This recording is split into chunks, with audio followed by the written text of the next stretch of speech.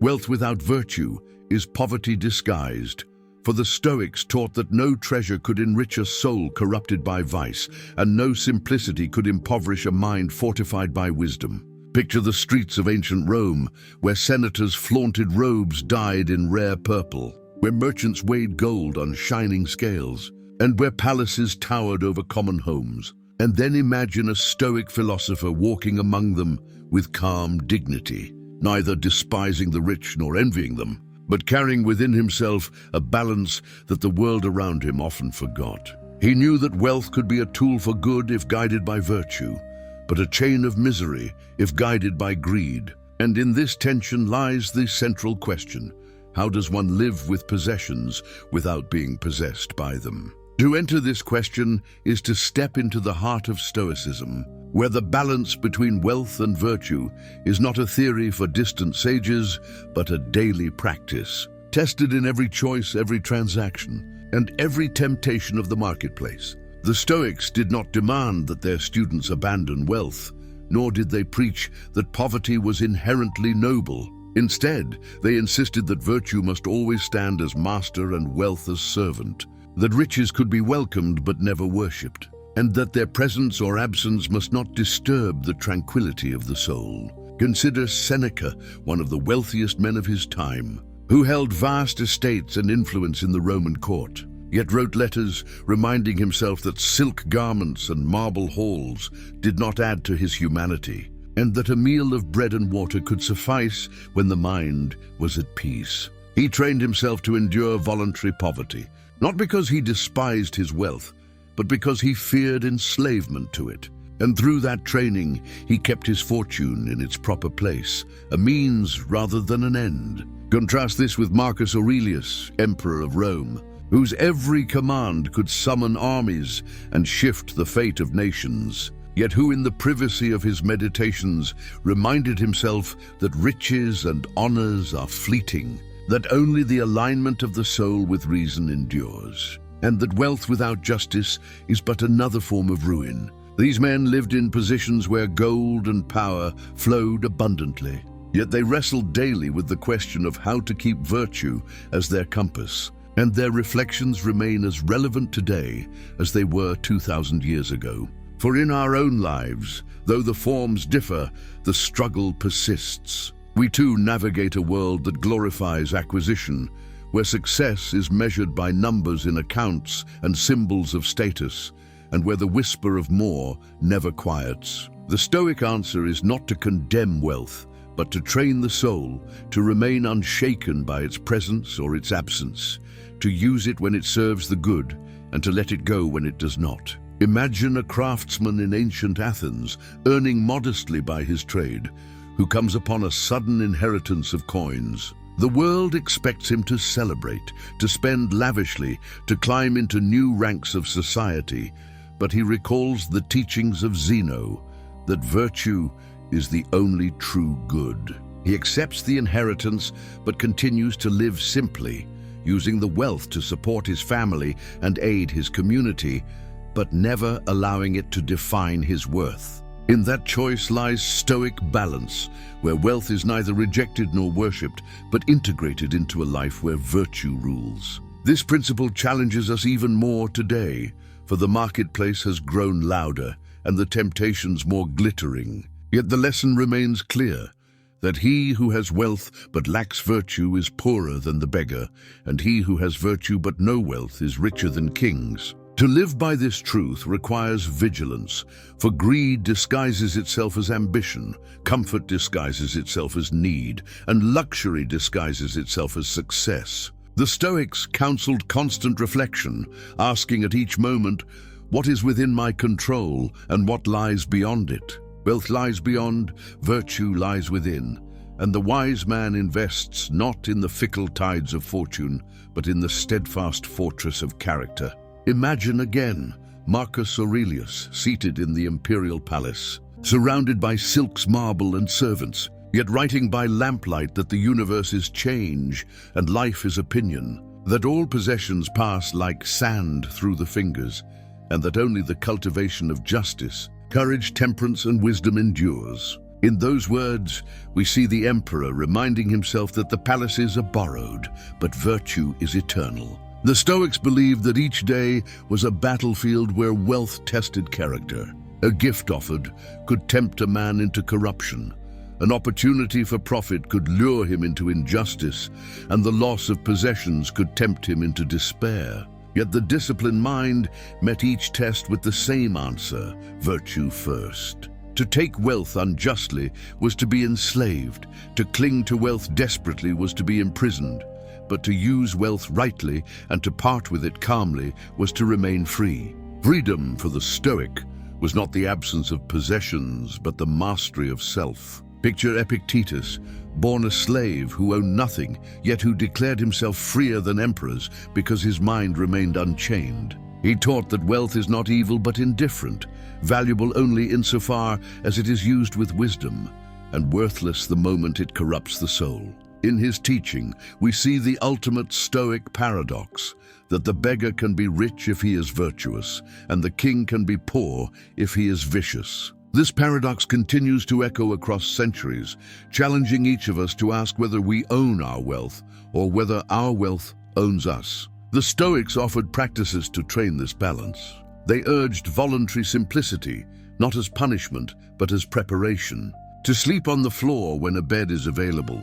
To eat coarse bread when fine meals are near. To wear plain clothes when silk hangs in the closet. All were exercises to remind the soul that it does not depend on luxury for joy. Such practices do not forbid wealth but render it powerless, so that if fortune strips it away, the soul does not collapse. In daily life, this balance allowed Stoics to participate fully in society, to serve as senators, merchants, and even emperors, while keeping their hearts free. Their wealth became a means of generosity, their positions a means of service, but never their measure of worth. To reflect on this today is to recognize that the challenge is not how to acquire more, but how to remain virtuous with what we already have. For the accumulation of riches without discipline is like pouring water into a broken jar, never full, never satisfying. But the disciplined life, guided by virtue, transforms even modest means into abundance,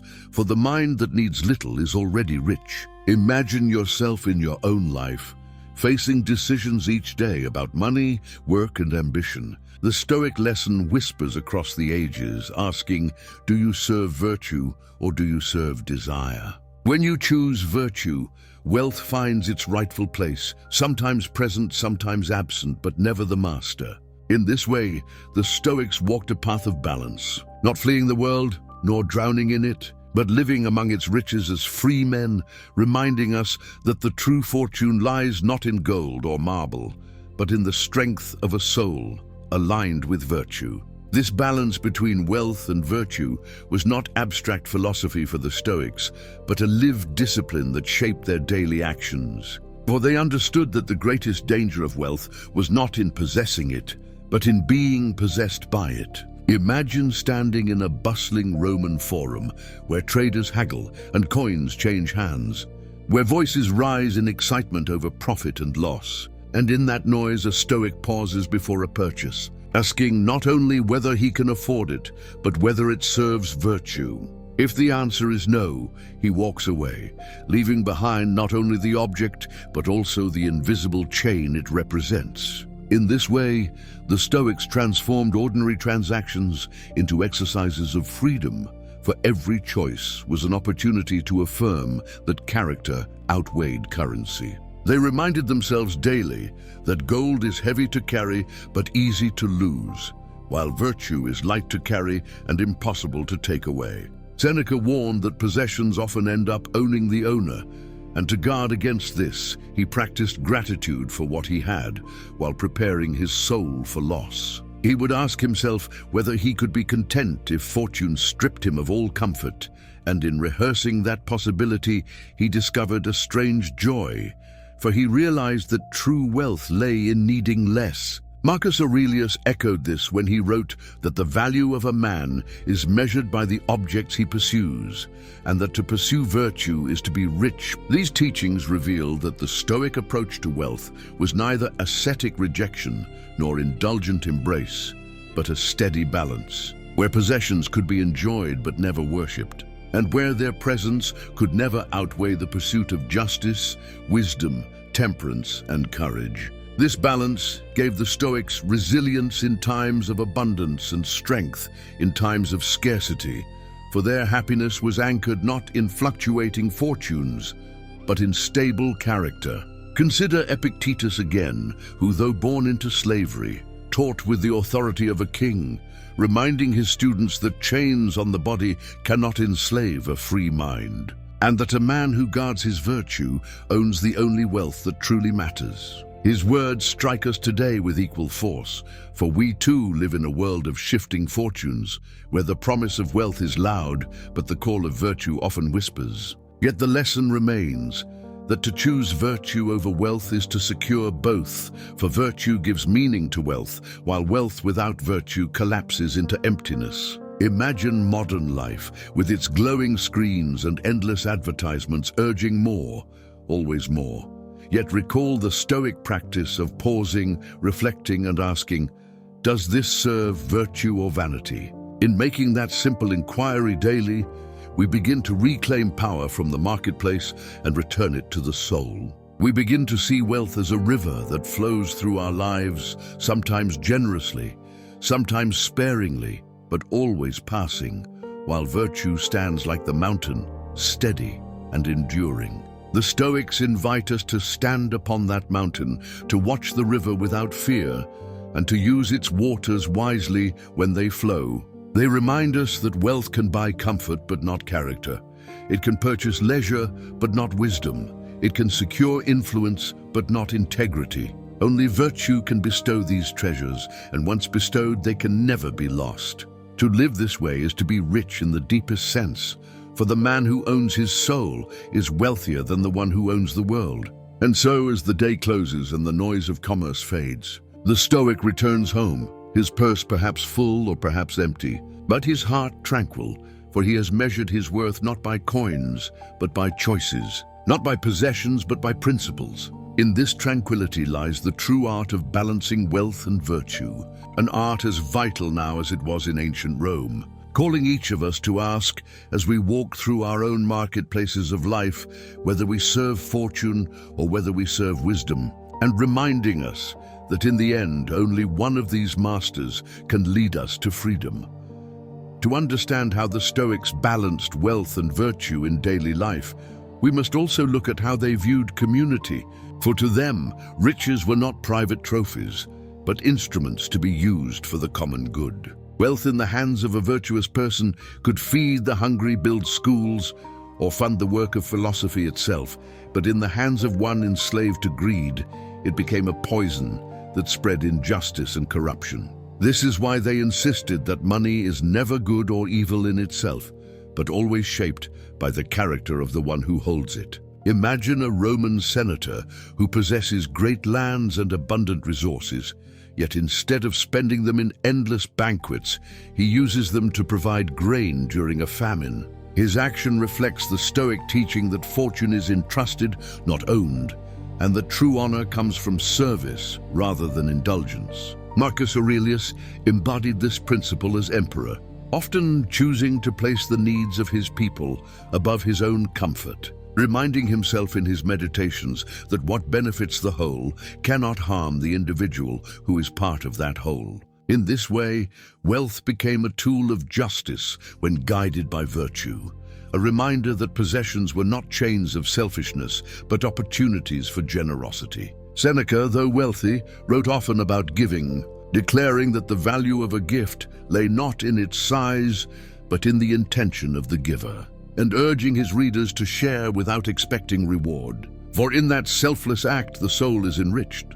This perspective elevates wealth from mere possession to a stage upon which virtue is displayed, where generosity, justice, and temperance are practiced not in theory, but in action. For the Stoics, the daily handling of wealth was a training ground for the soul, a place where character was tested every time a choice was made about spending, saving, or giving. Each coin was an invitation to ask whether one served fortune or wisdom, and every answer built habits that shaped destiny. To them, The true danger was not in scarcity or abundance, but in forgetfulness, the forgetting that virtue must always lead. They warned that when wealth is allowed to dictate values, the soul is lost, but when the soul dictates the use of wealth, freedom is gained. Imagine yourself walking through a modern city filled with shops, advertisements and glittering promises, then hearing the quiet voice of Epictetus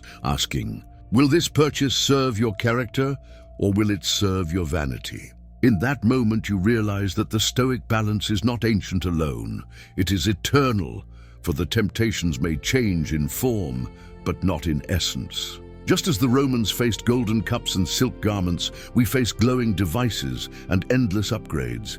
Yet the question is the same: will you be master or slave? The Stoics teach that mastery does not come from denial, but from discernment, the ability to enjoy what fortune offers without surrendering to it. This discernment requires practice, and the daily rituals of reflection were the tools by which they sharpened it. Seneca advised at the end of each day to examine one's actions, asking what was done well, what was done poorly, and what could be improved. And in that nightly exercise, wealth was weighed not in coins, but in choices. Marcus Aurelius urged himself each morning to remember that he would meet people consumed by greed, and to guard his own mind from their influence, keeping virtue as his guide. These practices demonstrate that the balance between wealth and virtue was not a single decision, but a continual process, renewed daily with intention and awareness. To follow this path is to cultivate resilience against the storms of fortune, to prepare the mind for both abundance and scarcity, and to carry a peace that neither gain nor loss can disturb. In the end, the Stoic answer to the question of wealth is not to abandon it nor to chase it, but to place it always beneath virtue, to treat it as a servant and never as a master. For he who rules his desires is richer than kings, and he who serves them is poorer than slaves. And so, as we reflect on their example, we are left with a choice as timeless as the stones of the Roman Forum. Will we allow wealth to dictate our virtue, or will we allow virtue to dictate our wealth? And in that choice lies the measure of our freedom, the depth of our wisdom, and the true fortune of our lives.